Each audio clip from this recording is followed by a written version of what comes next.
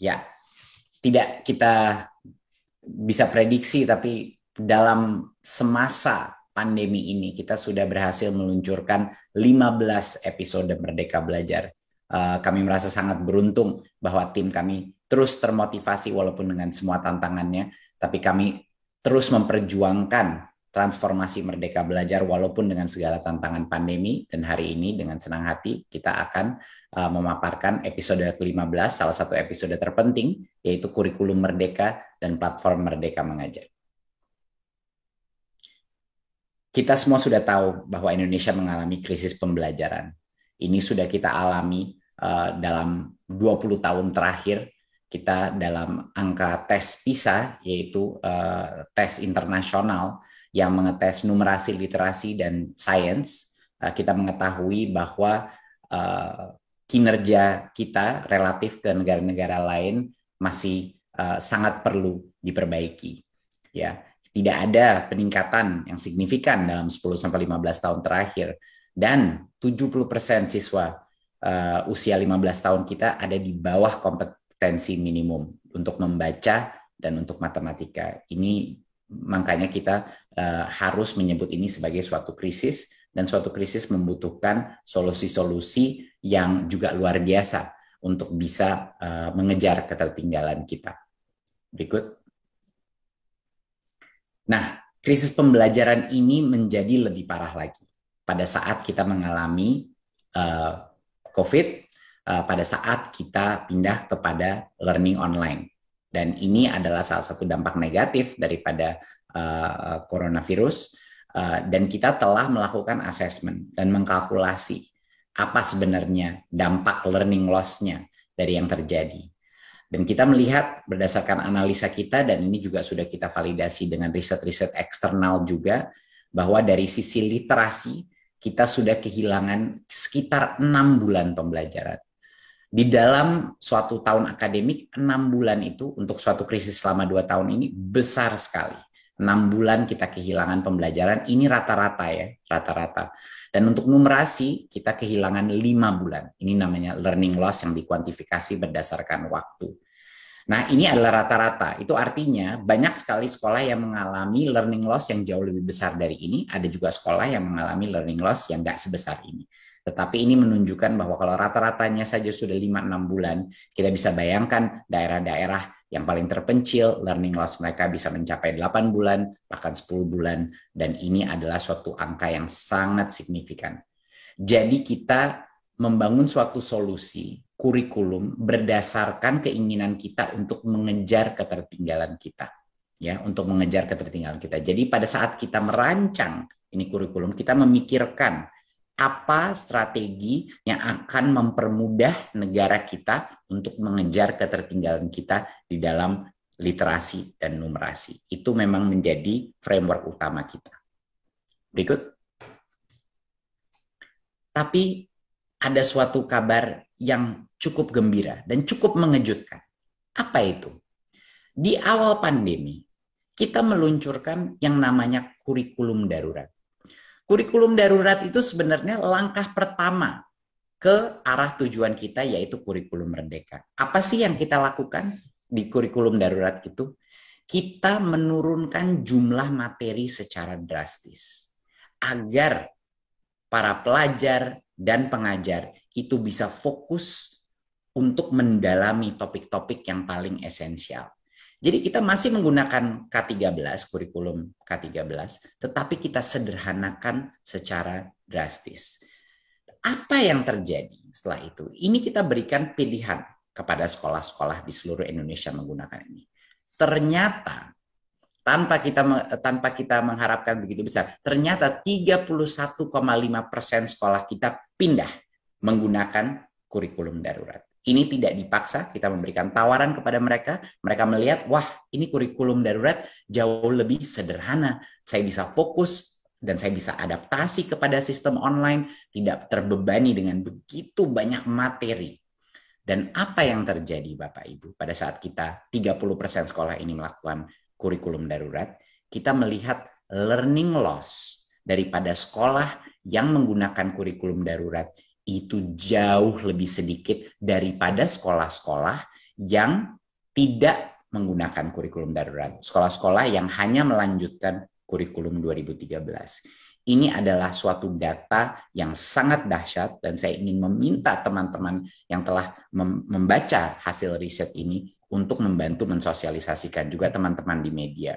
Karena ini menunjukkan, kita melihat di sini sekolah yang menggunakan K13 tidak mengubah kepada yang lebih sederhana. Mereka mengalami learning loss sekitar 5 bulan. Dan sekolah yang menggunakan kurikulum darurat hanya mengalami learning loss 1 bulan. Nah, ini apa yang terjadi?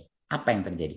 Ini membuktikan bahwa kepadatan materi, kebanyakan materi yang kita selalu titipkan di dalam kurikulum, di dalam materi pembelajaran kita, itu tidak punya dampak positif terhadap pembelajaran siswa.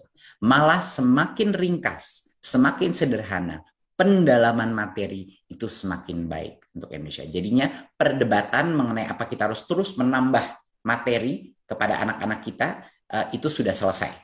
Sekarang waktunya kita punya kurikulum yang ringkas, sederhana, dan lebih fleksibel untuk bisa mendukung learning loss, recovery, dan untuk menghasilkan, mengejar ketertinggalan kita relatif ke negara-negara lain.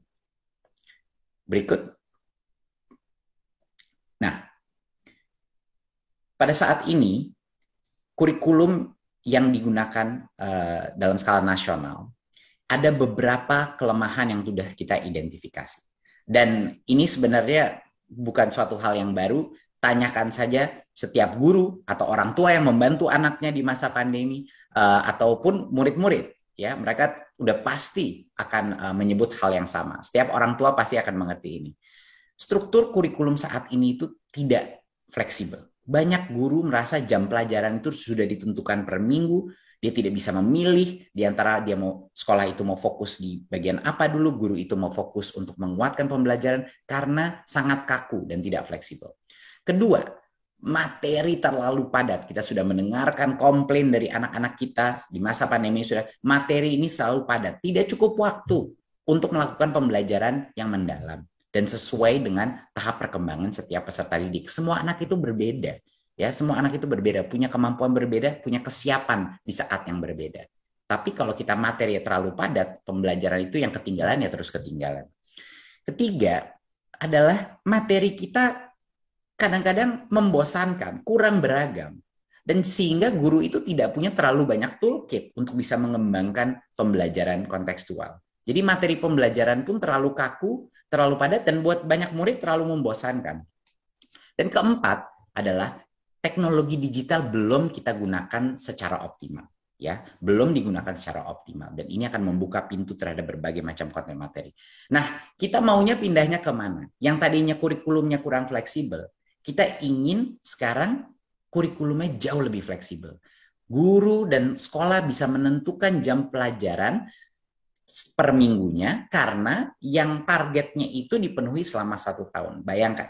Kalau kita memberikan target pada 1 tahun, itu memberikan fleksibilitas kepada sekolah setiap minggu untuk menentukan, saya mau mengejar ketertinggalan dulu nggak? Saya mau fokus di satu bidang dulu nggak? Biar sampai matang anak-anak saya mengerti topik ini.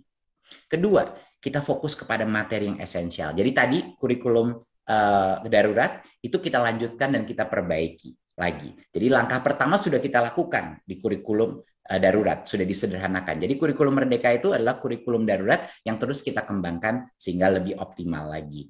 Jadi kita fokus kepada materi yang esensial, ya, capaian pembelajaran diatur per fase, bukan per tahun. Satu fase itu bisa beberapa tahun.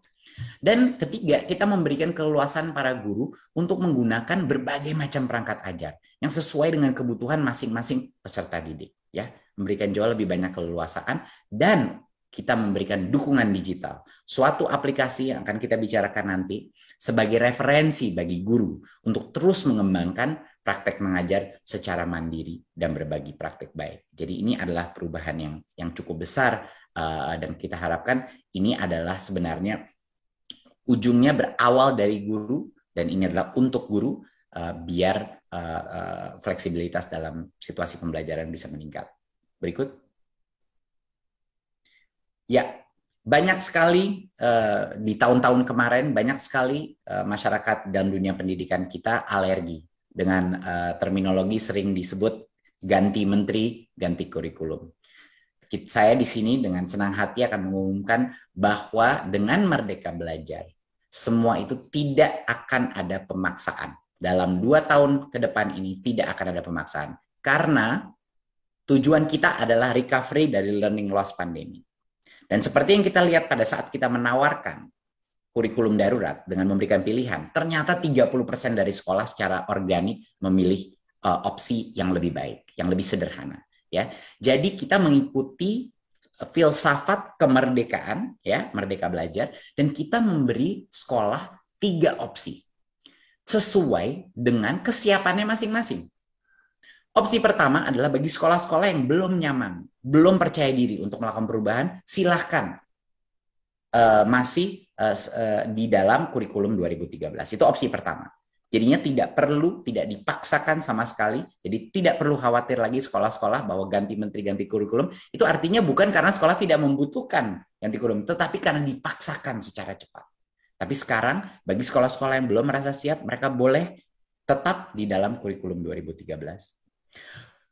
Bagi sekolah-sekolah yang ingin melakukan perubahan, tapi mungkin belum siap melakukan perubahan yang begitu besar, tapi dia ingin memilih kurikulum yang lebih sederhana, dia masih mau di 2013, tapi yang jauh lebih ringkas materinya. Dia boleh memilih kurikulum darurat, ya, penyederhanaan.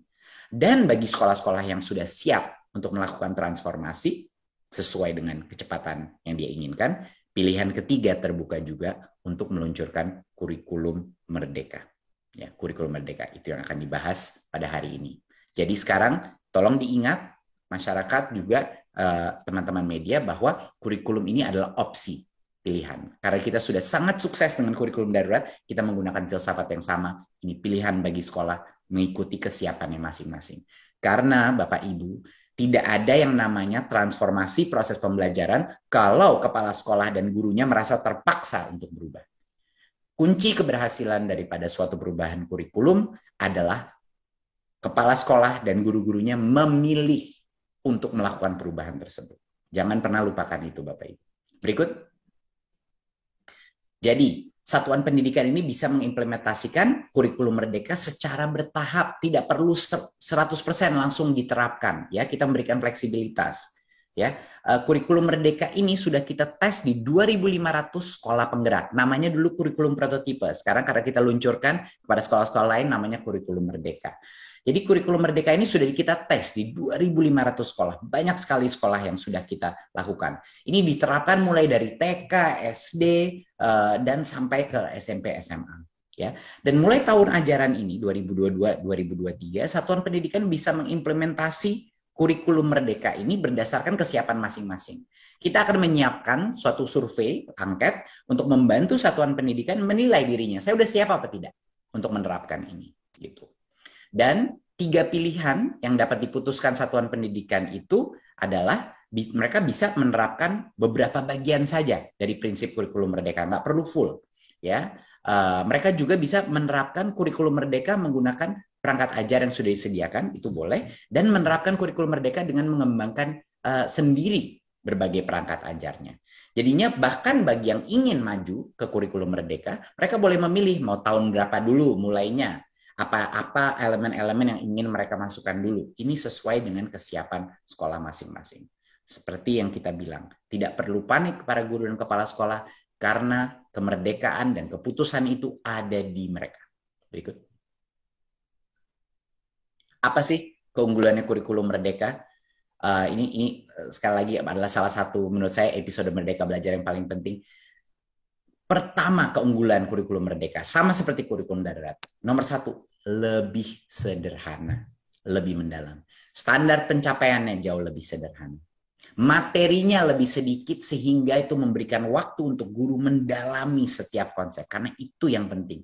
Bukan kelebaran daripada materi, tetapi kedalaman yang menjadi fokusnya. Ya, dan juga dibuat bahasa daripada standar pencapaian pun jauh lebih mudah dimengerti. Kita banyak berdiskusi dengan guru-guru di mana standar pencapaian pun banyak guru tidak mengerti karena terlalu rumit. Berbagai macam standar-standar pencapaian, ada matriks, ada berbagai macam kompetensi yang dengan bahasa yang cukup akademis. Jadi kami merubah ini dengan membawa guru-guru untuk membantu kita mereformulasi apa itu standar-standar pencapaian dalam kurikulum, sehingga sesuatu itu diberikan input dari guru untuk guru. Itu yang penting sebenarnya, karena yang menggunakan ini adalah guru ujung-ujungnya. Ya, jadi sekolah-sekolah tidak perlu terburu-buru dalam menyelesaikan materi, tidak perlu selalu pindah-pindah walaupun anaknya belum mengerti. Jadi lebih menyenangkan, lebih menenangkan juga bagi para murid-murid. Tidak stres mereka terus karena mereka belum mengerti satu konsep, sudah dipaksa pindah ke konsep berikutnya. Berikut, keunggulan kedua daripada kurikulum merdeka adalah ya kemerdekaannya sendiri, otonomi yang diberikan. Ya, saya berikan beberapa contoh. Di dalam program SMA sekarang tidak ada lagi program peminatan ya untuk yang memilih kurikulum merdeka. Ya, tidak ada lagi jurusan ya kejuruan atau peminatan yang dulu namanya. Peserta didik bisa memilih mata pelajaran sesuai minat, bakat, dan aspirasinya. Di 2 tahun terakhir SMA, ini salah satu keputusan atau choice atau pemilihan yang bisa diberikan kemerdekaan bagi anak-anak kita yang sudah mulai masuk dalam umur dewasa untuk bisa memilih. Berarti dia tidak terkotak-kotak kepada misalnya IPA atau IPS saja. Mereka bisa memilih sebagian IPA, materi mata pelajaran IPA, sebagian IPS, dan itu adalah suatu hal yang sudah dilakukan di banyak sekali program-program kurikulum internasional, sudah banyak sekali program-program di negara-negara maju yang memberikan pilihan bagi anak-anak kita, karena dari kecil mereka sudah dibiasakan untuk bisa memilih dan akuntabel akan keputusannya dia. Dan guru ini diberikan hak untuk mundur apa maju di dalam kurikulum itu, di dalam suatu fase, sesuai dengan tahap pencapaian dan perkembangan murid-muridnya. Ini adalah suatu perubahan yang luar biasa diminta oleh semua guru. Banyak sekali guru-guru yang komplain kepada saya bahwa walaupun anak-anaknya belum siap maju ke depan, dan makanya kita melihat survei, banyak sekali anak-anak kita di daerah-daerah yang lebih tertinggal itu udah tertinggal 2 tahun bahkan pembelajarannya. Ya, karena guru itu terpaksa untuk terus maju tanpa memikirkan siapa yang ketinggalan. Jadinya guru ini bisa memilih, kalau misalnya guru itu merasa dia mau lebih cepat, itu bisa. Kalau guru itu merasa dia mau pelan-pelan dikit untuk memastikan nggak ada yang ketinggalan, juga bisa. Dan sekolah di dalam kurikulum merdeka ini, sekolah ini diberikan kewenangan untuk mengembangkan kurikulum itu, ya, untuk mengembangkan kurikulum itu sesuai dengan karakteristik sekolah tersebut. Jadinya level otonomi, level kemerdekaan bagi sekolah, bagi guru, dan bagi peserta didik itu sangat tinggi. Jadi ini bukan malah kurikulum yang ingin membelenggu sekolah-sekolah. Ini adalah kurikulum yang paling merdeka dan memberikan kemerdekaan kembali kepada sekolah, hak-hak memilih bagi murid, guru, dan sekolah. Berikut. Di luar daripada kurikulum yang lebih sederhana dan kurikulum yang lebih merdeka, lebih fleksibel dan otonom, ini adalah versi kurikulum di mana murid-murid itu bukan hanya pasif di dalam kelas, tetapi mereka aktif. Jenis-jenis aktivitas yang dilakukan dalam kurikulum ini banyak sekali yang project based. Banyak sekali yang project based. Kita memberikan ruang di dalam waktu kelas untuk project based yang sangat besar. Karena satu, kenapa relevan? Karena ini adalah skill-skill yang akan dibutuhkan anak itu pada saat dia keluar. Dia harus bisa bekerja secara kelompok. Dia harus bisa menghasilkan suatu hasil karya. Dia harus bisa berkolaborasi dan memikirkan hal-hal secara kreatif. Ya. Dan dengan ini akan menjadi jauh lebih menyenangkan buat siswa maupun juga buat gurunya. Ya. Ini memberikan mereka kesempatan juga untuk mengembangkan karakter mereka. Ya, dengan interaktif. Kita sering komplain bahwa anak-anak kita mungkin tidak benar-benar mengerti apa dan belum mendarah daging konsep Pancasila, atau belum mendarah daging konsep-konsep seperti budi pekerti dan lain-lain. Yaitu alasannya karena ya kalau mereka membaca itu saja di dalam buku teks, ya tentu saja tidak akan terserap. Mereka harus bisa mengimplementasikannya dengan tindakan nyata. Itulah makanya project based learning menjadi komponen yang sangat penting. Dan juga jauh lebih menyenangkan, sehingga anak-anak merasa sekolah itu jauh lebih interaktif. Jauh lebih interaktif dari sekarang. Pasif saja, dengerin guru, lalu dites di akhirnya. Ya jelas, kalau anak-anak kita tidak mengasosiasikan sekolah dengan sesuatu yang menyenangkan, yang interaktif, di mana mereka merasa mereka itu penting dalam proses pembelajaran itu, di dalam ruang kelas, ya anak itu akan selalu mengasosiasikan sekolah dengan suatu hal yang negatif. Dan dia tidak mungkin akan menjadi pembelajar sepanjang hayat. Jadi ini adalah elemen ketiga yang terpenting untuk bukan hanya pendidikan skill-skill masa depan dia, bekerja di dalam knowledge economy, di mana ada digital revolution dan lain-lain, dia bisa berkolaborasi, kreativitas, dan critical thinking, tetapi juga pendidikan karakter dia.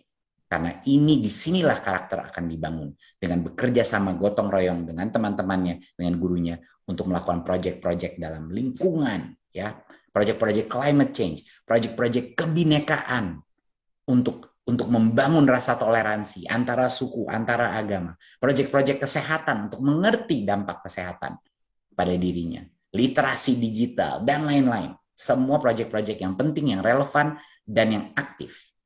Berikut. Nah, penerapan ini didukung dengan berbagai macam perangkat ajar dan pelatihan ya bagi siswa sekolah. Nomor satu, kita menyediakan buku teks ya, buku teks yang lebih variatif dengan kualitas yang baik ya. Kita memberikan modul-modul pengajar dan proyek-proyek, profil proyek yang bisa digunakan. Jadi kita tidak akan hanya membiarkan saja sekolah menentukan ini secara sendiri. Kita akan berikan mereka contoh-contoh. Kita akan memberikan mereka dukungan, ya, bimbingan dalam apa saja yang bisa mereka lakukan, apa saja contoh-contoh baik. Jadi itu yang satu. Kedua, kita akan memberikan pelatihan. Pelatihan yang bisa diakses semua guru secara otomatis melalui kanal-kanal digital. Ya, pelatihan di mana secara mandiri guru bisa mempelajari konsep-konsep ini sehingga mereka bisa lebih percaya diri dalam mengimplementasikan kurikulum ini. Ya, ada bentuknya macam-macam, ada e-book, ada video, ada podcast yang bisa diakses. Ya, dan guru bisa membentuk komunitas-komunitas belajar yang akan kami bantu fasilitasi untuk berbagi praktik baik dalam adopsi kurikulum merdeka ini. Dan tidak perlu khawatir bagi semua guru, kami menjamin jam mengajar dan tunjangan profesi guru aman. Perubahan struktur mata pelajaran ini tidak akan merugikan guru. Jadi bagi guru-guru yang mungkin khawatir dengan perubahan ini karena lebih fleksibel jam waktunya, kami jamin ini tidak akan merugikan guru, tidak akan mengurangi jam mengajar dan tunjangan guru. Ya, jadi ini mohon ditekankan sekali lagi. Berikut. Nah, sekarang kita masuk ke dalam digitalisasi daripada adopsi kurikulum merdeka ini. Jadi penerapan ini didukung oleh salah satu platform kita, dan ini saya sangat bahagia bisa merilis platform ini hari ini. Platformnya namanya Merdeka Mengajar. Ini adalah platform untuk guru, yang harapan kita akan berkembang menjadi suatu platform yang bukan hanya materi dan kontennya dari kementerian, tapi benar-benar dimiliki guru, dari guru untuk guru. Jadi ini adalah aplikasi kita untuk membantu guru-guru menerapkan kurikulum merdeka ini dan belajar untuk menjadi suatu pengajar yang lebih baik. Berikut. Nah, platform Merdeka Mengajar ini adalah platform yang menjadi kayak temannya guru. Ya, ini benar-benar menjadi temannya guru. Dan ada 3 fungsi utama di mana guru itu bisa menggunakan aplikasi ini. Yang pertama adalah untuk mengajar. Ya, berbagai macam toolkit untuk membantu guru itu mengajar. Kedua, sama pentingnya bahkan mungkin lebih penting lagi, adalah sarana untuk guru belajar. Guru yang terbaik, saya selalu bilang, guru yang terbaik itu bukan guru yang terpintar.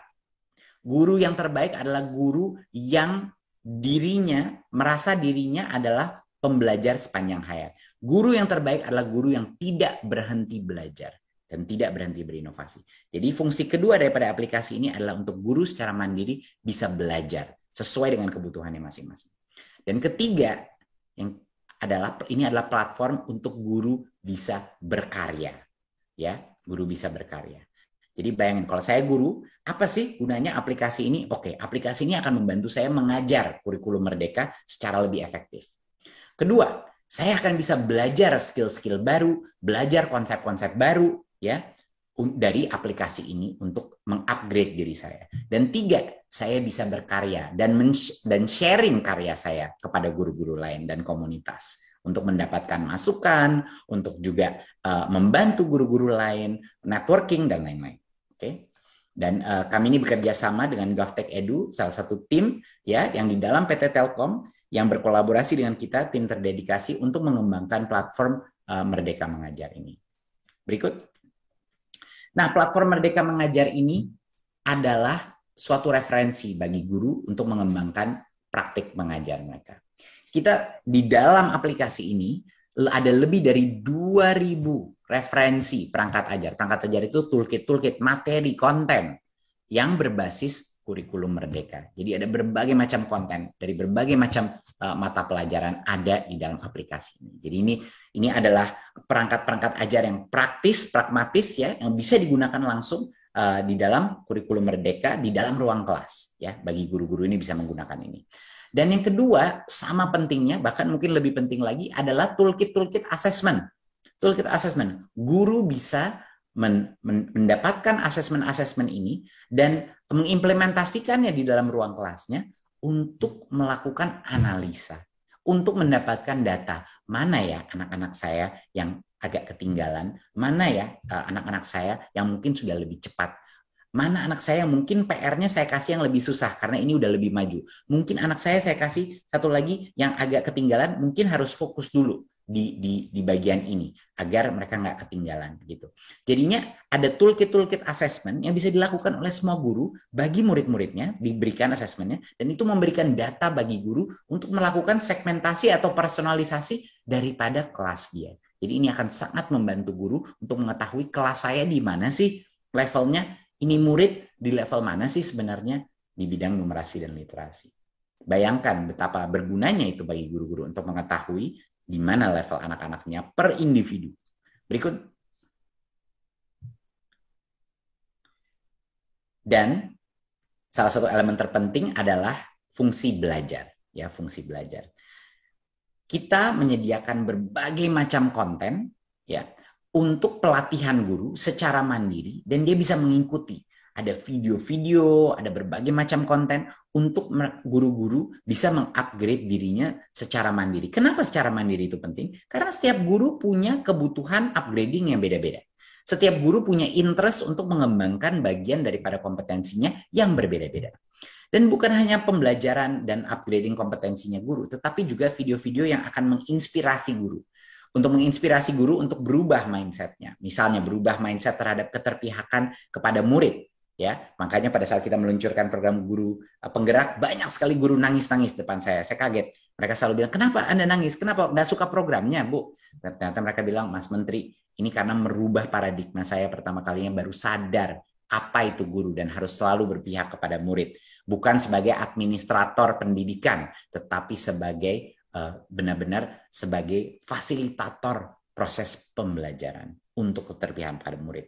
Jadi bukan hanya pelatihan-pelatihan yang ada di dalam platform ini, tetapi juga banyak sekali video-video inspirasi yang akan mengembangkan mindset dan motivasi daripada guru-guru kita. Berikut. Dan salah satu fitur favorit saya adalah di mana kedepannya kita harap ini akan menjadi platform ekosistem yang sangat besar sehingga guru-guru bisa menunjukkan, bisa memamerkan bukti karya mereka, sharing, ya, mendapat feedback dari guru-guru lain. Mereka bisa membangun portfolio hasil karyanya. Mereka bisa berbagi inspirasi. Mereka bisa berkolaborasi dan menunjukkan. Kita ingin platform ini benar-benar dimiliki oleh guru, bukan dimiliki oleh kementerian. Ya, karena itu adalah goal kita. Jadinya bukan hanya mengajar, bukan hanya belajar, tapi juga guru-guru bisa aktif menciptakan konten. Ya, user generated content, menunjukkan portfolionya, menunjukkan hasil karya siswanya, menunjukkan apa yang dia lakukan di dalam ruang kelasnya. Luar biasa. Ini menurut saya ini potensinya sangat besar bagi guru-guru untuk berpartisipasi secara aktif di dalam kolaborasi. Berikut. Ya, dan di sini kita masuk semua user, semua guru-guru bisa masuk dengan akun pembelajaran belajar.id yang dapat mengakses platform Merdeka Mengajar mereka melalui Android atau website. Ya, jadi karena mayoritas guru kita super mayoritas dari guru kita menggunakan Android, kita fokusnya dalam aplikasi Android, dan juga website bagi yang mungkin mau mengakses melalui laptop, itu silahkan juga ya. Jadi bisa mengunduh aplikasinya di Play Store atau langsung ke website kita guru.kemdikbud.go.id ya. Dan bagi yang mungkin susah mengakses internet, tentunya modul pelatihan dan kurikulum ini akan kita sediakan dalam bentuk flash disk bagi sekolah-sekolah yang sulit mengakses internet. Berikut. Kedepannya apa sih visi kita kepada platform ini? Waktu kita menyebut ini platform, kita benar-benar serius, Bapak Ibu. Kita ingin ini menjadi platform. Platform itu apa? Bukan hanya satu arah dari kementerian kepada sekolah-sekolah memberikan materi segala. Kita ingin ini hidup menjadi suatu ekosistemnya sendiri. Makanya komponen terpenting daripada ini adalah crowdsourcing daripada konten ini. Kita ingin user-generated content. Jadi kita ingin yang mengembangkan nanti materi-materi pembelajaran, materi mengajar, materi belajar, dan materi berkarya, itu guru-guru, organisasi-organisasi pendidikan, itu berkontribusi untuk menambah konten sehingga kontennya semakin kaya. Ya, semakin kaya. Dan dengan ini kita ingin membangun komunitas belajar daring. Guru-guru itu bisa saling berinteraksi menjadi study group masing-masing dan mereka bisa berbagi pengalaman mereka karena ujung-ujungnya itu yang akan meningkatkan kapasitas daripada sektor pendidikan kita. Guru-guru saling mengembangkan dirinya dan saling mengembangkan gitu.